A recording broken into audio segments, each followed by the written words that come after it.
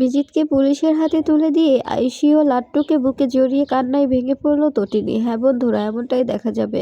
বিস্তারিত জানতে ভিডিওটিতে লাইক দিয়ে চ্যানেলটি সাবস্ক্রাইব করে দেখতে থাকুন। গল্পের শুরুতেই দেখা যাবে তটিনী কর্ণ চ্যাটার্জিকে ফোন করে বলতে থাকে, আপনারা যেভাবে আমার ছেলেটাকে তুলে নিয়েছেন এর জন্য আপনাকে পস্তাতে হবে। আর আমি আমি এই যে হসপিটাল থেকে বেরিয়েছি, হসপিটাল থেকে বেরিয়েই এখন আপনাদের কাউন্টডাউন শুরু হয়ে গেছে। এবার বুঝতে পারবেন আপনাদের আপনাদের অন্তিম দিন ঘনিয়ে এসেছে। আমার ছেলেকে তুলে নেওয়া, এটা শাস্তি আপনাদের অবশ্যই পেতে হবে। এটার জন্য যোগ্য জবাব দেব আমি আমি আমি এটার জন্য আপনাদের থেকে প্রতিশোধ নেব। আপনারা যেভাবে প্রতিশোধটা নিয়েছেন এটাকে প্রতিশোধ বলে না। আপনার ছেলে ছিল ক্রিমিনাল আর আমার ছেলে ছোট্ট একটি বাচ্চা, ওর উপরে আপনারা এভাবে প্রতিশোধ নিলেন। এটার জন্য আপনাদের সবাইকে পস্তাতে হবে, আমি বলে দিলাম। তখন কর্ণ চ্যাটার্জি বলতে থাকে, মিস্টার তটিনী গাঙ্গুলি, তুমি কিছুই করতে পারবে না, আর তোমার স্বামী শিবপ্রসাদ গাঙ্গুলিও কিছু করতে পারবে না। যদি তোমার ছেলেকে উদ্ধার করতে পারো তবে করে দেখাও। আর বিজিতের সঙ্গে আগে দেখা করো, তারপরে না তোমার ছেলে আর তোমার বোনকে উদ্ধার করবে। তখন তটিনী বলতে থাকে, আমি আমি দেখা করব, দেখি বিজিত কি করে আমার ছেলে আর আমার বোনকে আটকে রাখে। তখন দেখা যায় কর্ণ চ্যাটার্জি বলতে থাকে, আগে দেখা করো, তারপরে তারপরে ছাড়বে কিনা সেই ডিসাইড করা হবে। এরপরে দেখা যায় ফোন কেটে দিয়ে তটিনী সেখানে আসে। আর সেখানে এসে বিজিতের সঙ্গে দেখা করতে থাকলে তখন বিজিত বলতে থাকে, আমি এখন তোমাকে শুট করে দেব। তোমাকে শুট করে দেওয়ার জন্য এখানে ডাকা হয়েছে। তোমাকে, লাট্টুকে, আয়ুষীকে, তিনজনকে একসঙ্গে শুট করে গঙ্গায় ভাসিয়ে দেব। তখন তটিনী বলতে থাকে, আমাকে শুট করে দেওয়া এতটাও সোজা সোজা নয় মিস্টার বিজিত লাহিড়ী। কিছুতেই আমাকে মারতে পারবেন না। আমরা হচ্ছি দুধে ধোয়া অফিসার, আমরা প্রশিক্ষণপ্রাপ্ত। আমাদের সঙ্গে পেরে উঠতে পারবেন না। হয়তোবা আমি অকেজো হয়ে গেছি, তারপরেও আমার গায়ে যেটুকু জোর আছে সেটুকু জোরই আপনার সঙ্গে লড়াই করার জন্য যথেষ্ট। তখন বিজিত বলতে থাকে, আচ্ছা দেখি কি করে তুমি এখান থেকে বেঁচে ফিরো। এরপরে দেখা যায় শিবপ্রসাদ তার টিম নিয়ে বেরিয়ে আসে আর বলতে থাকে, বিজিত লাহিড়ী, তুমি কি ভেবেছিলে তটিনী একা এসছে আর তুমি তটিনীকে মেরে ফেলে এখান থেকে বেরিয়ে যাবে? কিছুতেই পারবে না, কিছুতেই না। এরপরে তটিনী বিজিতকে পুলিশের হাতে তুলে দেয় আর আয়ুষী ও লাট্টুকে বুকে জড়িয়ে চিৎকার করে কাঁদতে থাকে। তখন আয়ুষী বলতে থাকে, প্লিজ সর্দি ভাই, আমাকে ক্ষমা করে দিস। আমি বুঝতে পারিনি যে এই শয়তানটা এতটা শয়তান, জানিস? ও বলে কি ওর নাকি সব জায়গায় বউ আছে, ও যেখানে যায় সেখানেই বিয়ে করে। ও নাকি যেখানে যায় সেখানে গিয়ে একটা করে বিয়ে করে, জানিস? ও আমাকে অনেক মেরেছে আমাকে আমাকে আমাকে ঘরে বন্দি করে রেখেছে, ঘরে বন্দি করে বাইরে থেকে তালা দিয়ে রেখে গেছে।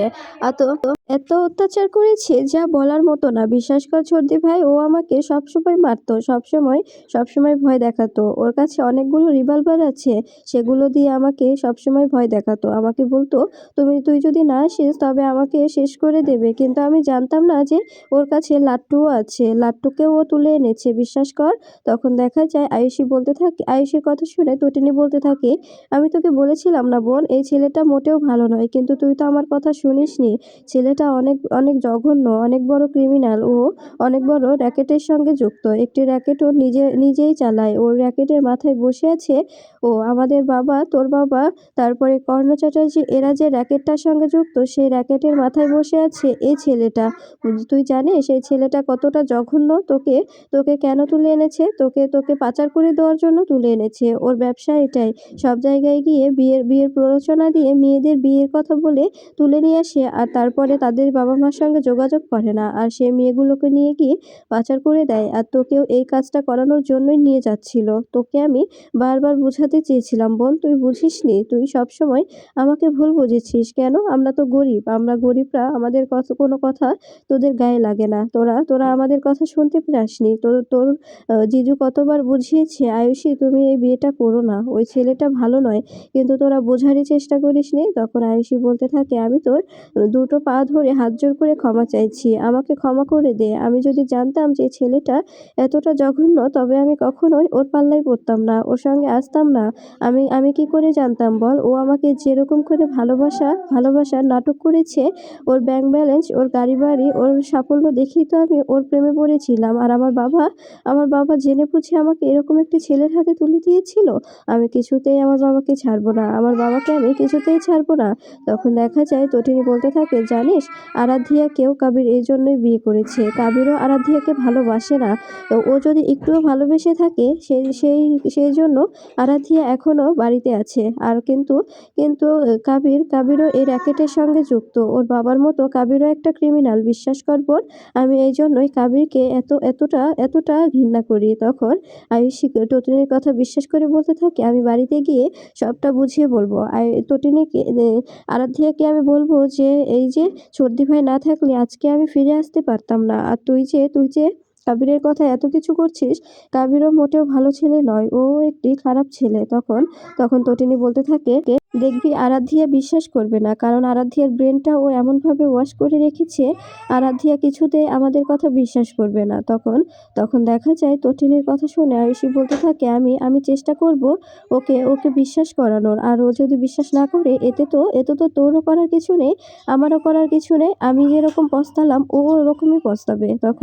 তখন দেখা যায় তটিনী বলতে থাকে, ঠিক বলেছিস তুই, আমি ওকে বলার কথা বলবো।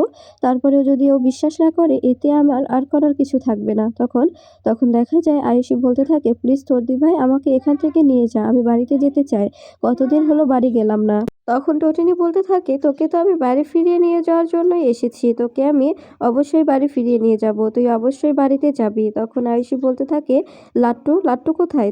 তখন দেখা যায় টটিনী বলতে থাকে, লাট্টু কোথায় গেল, আমার লাট্টুকে আবার কে তুলে নিল?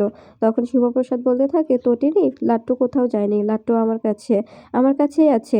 তখন তটিনী শিবপ্রসাদ ও লাট্টুকে জড়িয়ে ধরে চিৎকার করে কাঁদতে থাকে আর বলতে থাকে, বাবা তুই আর কখনো আমাকে ছেড়ে যাবি না, বল? তখন লাট্টু বলতে থাকে, না মাম্মি, আমি তোমাদের ছেড়ে আর কখনোই যাব না, আমি তোমাদের ছাড়া একটুও থাকতে পারি না, জানো ওরা আমাকে কতটা মেরেছে, কতটা বকেছে, আমাকে খেতে দেয়নি, আমি কিচ্ছু খাইনি, আমার খুব খিদে পেয়েছে, আমি মাটন খাবো। তখন দেখা যায় শিবপ্রসাদ বলতে থাকে, হ্যাঁ বাবা, তোমাকে আমি মাটন খাওয়াবো, তোমাকে আমি সব কিছু খাওয়াবো, তুমি যেটা খেতে চাও আমি তোমাকে সব কিছু খাওয়াবো। এরপরে দেখা যায় তটিনী ও শিবপ্রসাদ আয়ুষী ও লাট্টুকে নিয়ে বাড়িতে ফিরে আসে। সবাই তটিনীর এরকম কাজ দেখে অবাক হয়ে যায়। আর আয়ুষীর মা খুশি হয়ে তটিনীকে জড়িয়ে ধরে বলতে থাকে, তটিনী, তুই আমার মেয়েকে ফিরিয়ে এনেছিস? তখন আয়ুষী বলতে থাকে, হ্যাঁ মা, সর্দি ভাই যদি না আসতো তবে আজকে আমাকে শেষ করেই ফেলতো। ছেলেটা এতটা জঘন্য আমি আগে বুঝতে পারিনি, তোমরাও আমাকে বুঝতে দাওনি, তোমরা ইচ্ছে করে আমাকে ওর সঙ্গে জুড়িয়ে দিয়েছিল। বাবা তো জানে যে বিজিত এত বড় একটি ক্রিমিনাল, তারপরেও কেন উনি ইচ্ছে করে আমাকে ওর সঙ্গে সম্পর্কে বেঁধে দিতে চাইছিলেন। আর বাবা তো জানে যে কাবিরও একটি ভালো ছেলে নয়, কাবিরও একটি ক্রিমিনাল, তারপরেও বাবা কেন আরাধ্যার সঙ্গে কাবিরের বিয়ে দিয়েছে আর আমাদের আরাধ্যাকে এতটা সাফার করাচ্ছে। তখন এই কথাগুলো শুনে অবাক হয়ে যায় আরাধ্যার মা বলতে থাকে, তোর বাবার সঙ্গে আমি কথা বলছি, জানার চেষ্টা করছি যে ওই এমনটা কেন করেছে।